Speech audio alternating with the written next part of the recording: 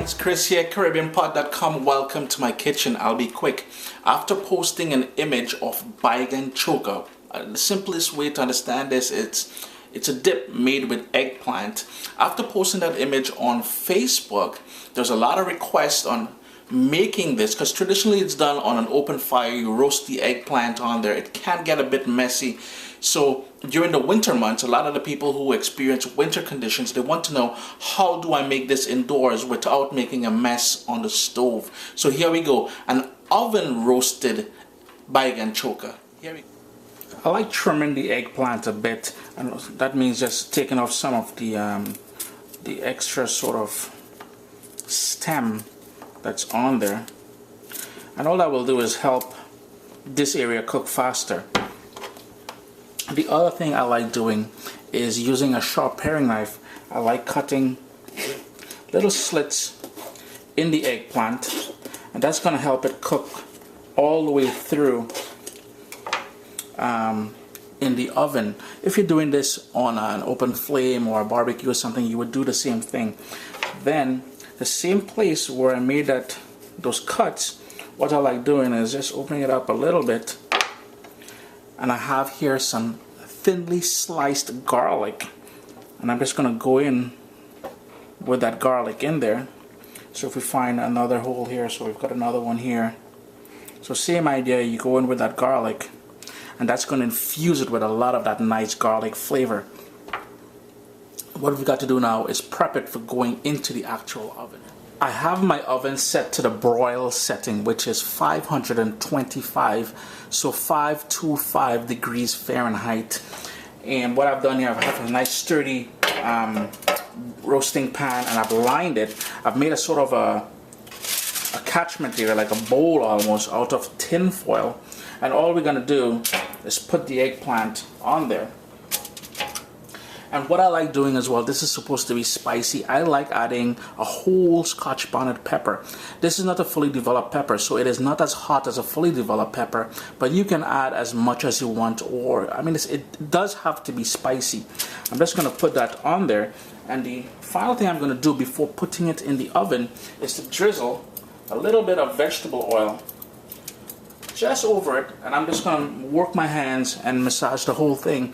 That's going to help it cook even faster and give it a nice flavor as it roasts in the oven. Now here's the thing, there is no beating the flavor you would get from roasting this on an open fire, but the whole idea here, as I was asked on Facebook, how do I do this in my oven without all that mess? I have done it before on the open flame here, and it is a lot of mess to clean up. If you are doing it on an open flame or an electric burner, what you would do is wrap it in tin foil and then put it on there, just to help avoid cleaning up that mess. So I'm going to do the massage this now. It's going to go in the oven 525 degrees Fahrenheit. After about 5 or 6 minutes in the oven, you're going to get that nice roasted, charred effect going on the scotch bonnet pepper. All I'm going to do, and I have a nice heavy bowl here, I'm just going to take the stem, and I am leaving all of the seeds of that scotch bonnet pepper. That is where that raw heat is, so be mindful of that. I like playing with fire. I mean to say, it's up to you how much you like playing with it. And remember to wash your hands with soap and water after handling such deadly peppers. Another clove of garlic. As you remember, we stuffed the eggplant with some slices of garlic, and that's going to go nice and sweet. But I'd like my Baigan Choka to have that nice flavor from raw garlic. This is optional. If you're using it stuffed and cooked in the oven there, you don't need to do this, but I like going in with one clove, a nice big clove of fresh garlic, and then we got to bring everything together with some salt, and that's going to be used as the abrasion to help me crush that. I have here, we call this a ponga in Trinidad and Tobago, and all it is, it's a pestle for a mortar and pestle. And I'm just going to go ahead and crush all of that. Be mindful, that can jump back into your eyes, and that will spell trouble. A nice smooth paste is what you're looking for at this step. It took between 25 and 30 minutes in the oven. Halfway through, I flipped them, and what I did here, I just cut them open, and all you're going to do at the very top, you'll make a cut across the top here, and then a cut straight down the center. And using a spoon or a fork, you just open it up, and all we got to do now is pretty much scrape all of the insides here, all that lovely roasted eggplant, and we're going to put it into the bowl with the crushed garlic and scotch bonnet pepper.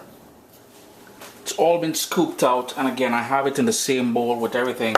And you want to use the same pounder or pestle and crush it and make sure it's nice and smooth. There are two more steps in this. One of them is heating, and I like using olive oil. I have a nice little small pan. It's cute. I have here a couple tablespoons of olive oil I'm going to put to heat up, and just before you start seeing smoke, that's when we're going to have use for this. You can use vegetable oil if you want, that's totally up to you. But at this point, what I want to do is to make this nice and smooth as I can, without using any sort of mechanical devices or anything like that. Just done crushing it all. I'm going to give it a stir to really incorporate all those flavors in there. And then we're going to go, and I have here one small onion that I sliced up very finely. I'm just going to top it with that onion and leave the onion at the top at this point. It's now time to bring in that heated olive oil, and this step is called chunking. And I like pouring it directly over the onions, and what that's going to do is take the sting of that pungency out of that onion, because remember we have raw garlic in there as well. All you would do now is give that a good mix, and your Baigan Choka is ready for some nice hot sada roti. And as a kid growing up, this used to be one of my favorite things to eat on a Saturday morning. Moms would make this, boy oh boy. Chris here, CaribbeanPod.com. I showed you guys how to make Baigan Choka. This is a great dip, by the way. If you want to get some toasted pita bread and serve this as a dip, it is amazing. We made that Baigan Choka in the oven. I hope you guys give it a try. It is going to be spicy. Taste it for salt, adjust accordingly, and enjoy.